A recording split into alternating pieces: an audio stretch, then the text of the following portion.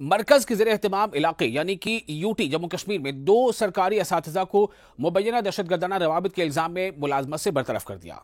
और इस खबर के बाद जो अपोजिशन जमातें हैं, खासतौर से PDP ने इस पर काफ़ी सख्त रद्द-ए-अमल का इजहार किया है। कई और जमातें हैं, उन्होंने इस पर काफ़ी अपनी बयानियां सामने लाया है। आपको बता दें कि जम्मू कश्मीर में लेफ्टिनेंट गवर्नर की इंतजामिया ने अब तक तकरीबन 80 सरकारी मुलाजमीन को दहशतगर्दाना रवाबित यानी दहशतगर्दाना कार्रवाइयों में संलिप्तता, उनसे लिंक का होना और मुख्तलिफ मुल्क व मुखालिफ सरगर्मियों के इल्जाम में बरतरफ कर दिया।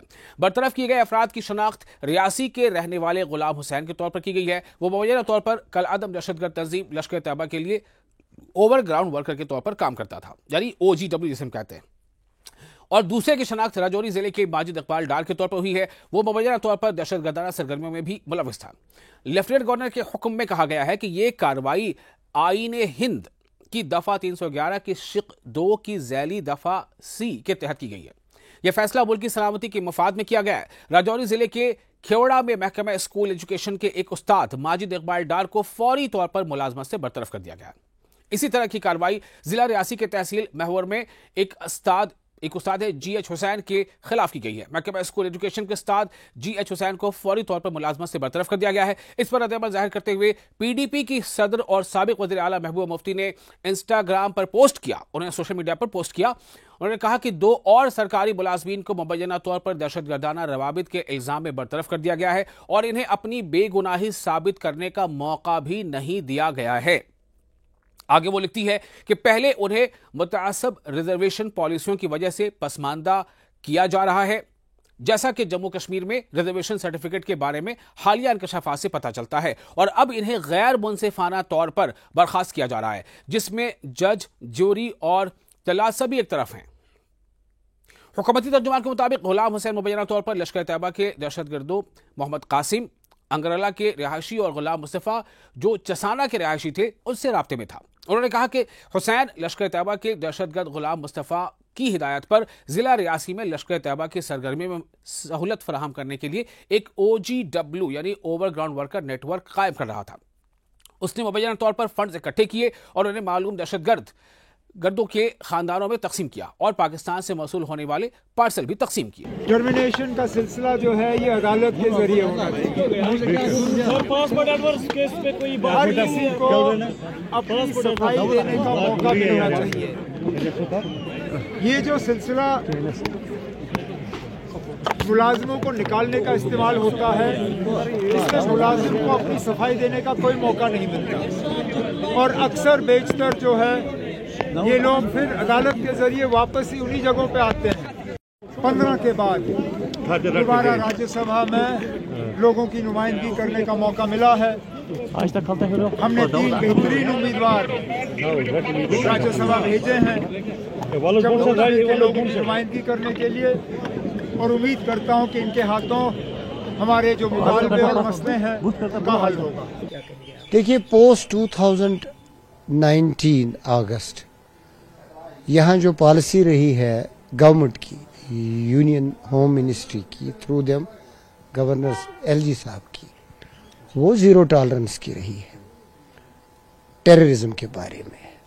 लेकिन एक लैकुना उसमें है जिसका हम हमेशा जिक्र करते आए, करते रहेंगे, कि आप जिसको समझते हैं कि ये टेररिस्ट का मुआविन है या टेररिस्ट सपोर्टर है या अपर ग्राउंड है या किसी तरीके से उनके साथ लिंक्ड है, आप एक्सट्रीम स्टेप लेते हो, सीजर्स और सर्विसेज में termination without giving them a chance of being heard, which is basic principle of justice. इंसाफ का पहला जीना है कि जिसके खिलाफ शिकायत हो उसको सुनो, पहले उसका पक्ष भी सुनो, उसके बाद इंसाफ करो।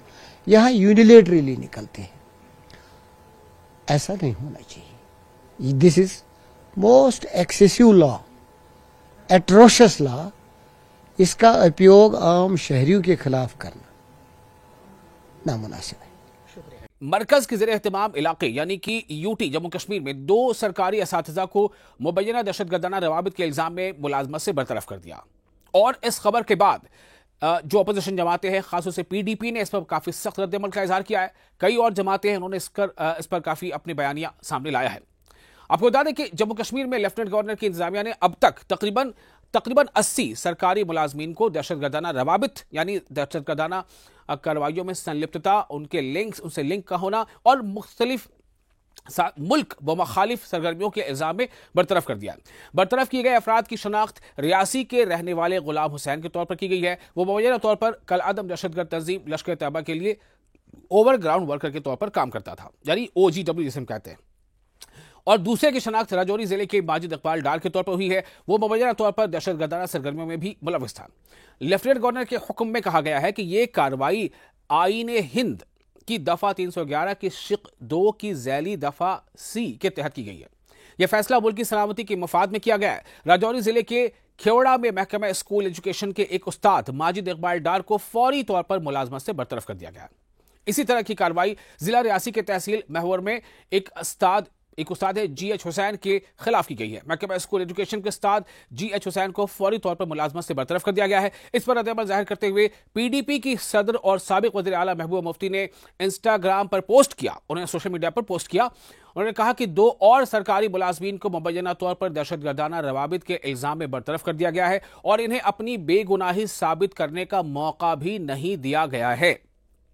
आगे वो लिखती है कि पहले उन्हें मुतअस्सिब रिजर्वेशन पॉलिसियों की वजह से पसमानदा किया जा रहा है, जैसा कि जम्मू कश्मीर में रिजर्वेशन सर्टिफिकेट के बारे में हालिया इंकशाफात से पता चलता है। और अब इन्हें गैर मुनसिफाना तौर पर बर्खास्त किया जा रहा है, जिसमें जज, ज्यूरी और तला सभी एक तरफ हैं।